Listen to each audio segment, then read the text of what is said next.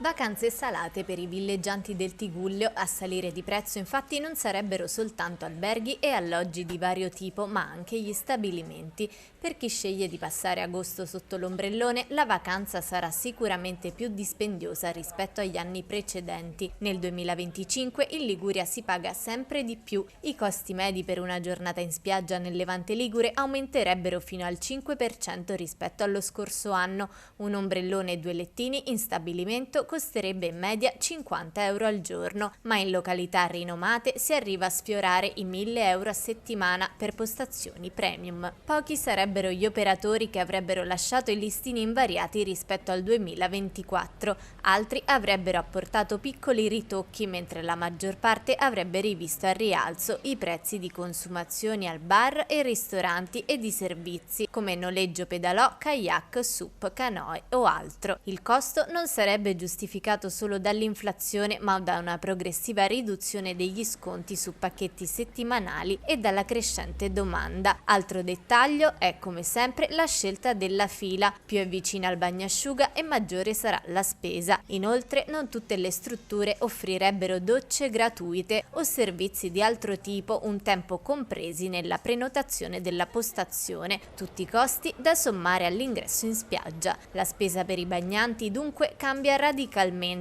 motivo per cui in tanti preferiscono non prenotare più l'intero soggiorno nello stabilimento, ma spostarsi e visitare le bellezze del territorio, anche allontanandosi dal mare e dirigendosi verso l'entroterra.